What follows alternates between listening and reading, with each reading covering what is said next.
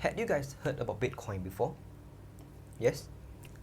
Did you guys know today, as the day that this video was recorded, the price of Bitcoin is actually more than 60,000 US dollar, which is approximately more than 240,000 ringgit Malaysia. Wow, the price of Bitcoin is so high, it is so expensive, it is so valuable. But wait a minute, what is actually Bitcoin? Why it is so expensive? Why it is so valuable? Who was the person that had created this Bitcoin? What is the purpose of Bitcoin had been created, and how does it works? All of these questions may be popping out in your mind. So in today's video guys, I'm going to share with you guys all of the information, and I'm going to try my best to answer all of these questions so that we are going to have a better understanding regarding Bitcoin. Okay, so let's move on to the first one. What is Bitcoin? What is actually Bitcoin? Okay, so basically, Bitcoin is one of the cryptocurrency in the world, and specifically, Bitcoin was the first cryptocurrency that had been created. So as we can see in coinmarketcap.com, today, as the day that this video was recorded, there are more than 12,000 units of cryptocurrencies. The amount of cryptocurrency may increase by time to time, and the market cap of the cryptocurrency world today is more than 2 trillion US dollar, and the market cap of Bitcoin alone is more than 1 trillion US dollar. It takes almost half of the market. Okay, so why Bitcoin is so expensive? First of all, because it was the first cryptocurrency that had been created, and the second factor is it is because Bitcoin has limited supply. Bitcoin was created only around 21 million units, so there's not going to be any much more Bitcoin which is more than 21 million units. So that's why it is so expensive, because it have a limited supply. So who was the guy that had created these 21 million units of the first cryptocurrency? Okay, so Bitcoin was created by a guy named Satoshi Nakamoto. So who is actually this guy? Okay, so the interesting part is here, because until today, no one know who is actually this guy Satoshi Nakamoto, and we don't know how much Bitcoin that he owned. It must be a lot, because he's the father of Bitcoin, right?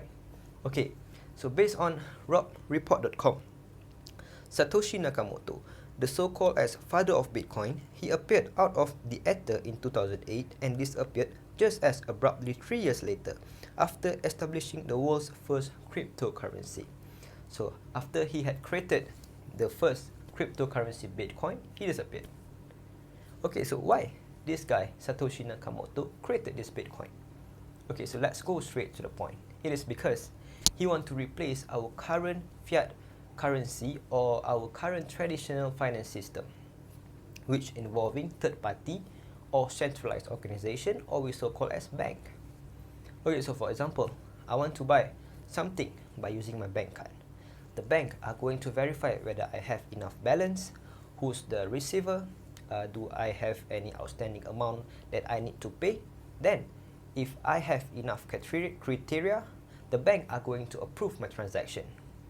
So Satoshi Nakamoto don't like this kind of system. Why? Because all of this transaction was approved and was recorded in one ledger, which is in the ledger of the bank or in the system of the bank. So if anything happened to the bank, or if anything happened to the system or the bank, our transactions can easily be hacked, be manipulated, being changed, and so on.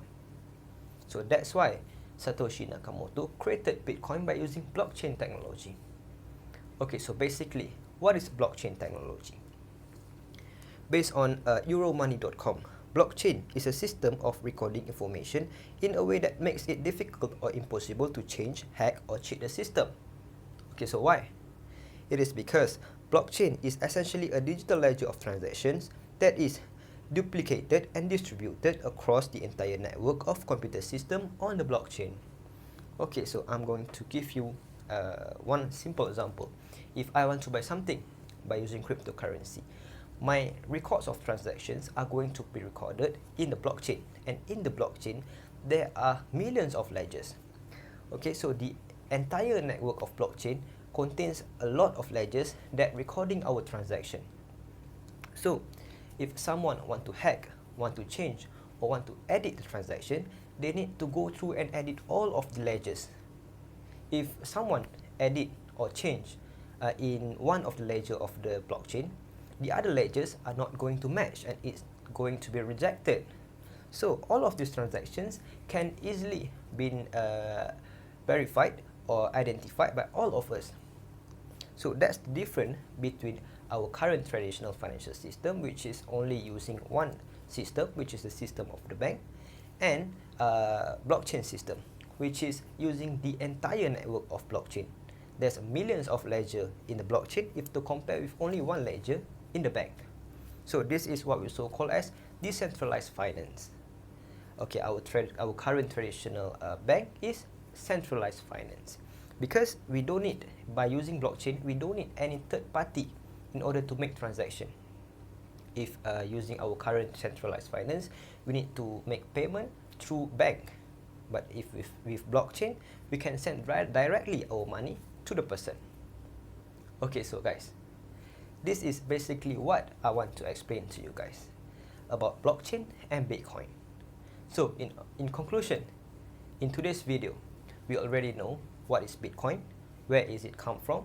There's only 21 million units of supply of Bitcoin. The Bitcoin is using blockchain technology, and the blockchain technology was created to replace our current traditional financial system. So that's it from me today, guys. I'm really happy that I'm able to share all of this information with you guys. I hope with the little knowledge that I share in this video, all of us can actually improve our knowledge regarding Bitcoin.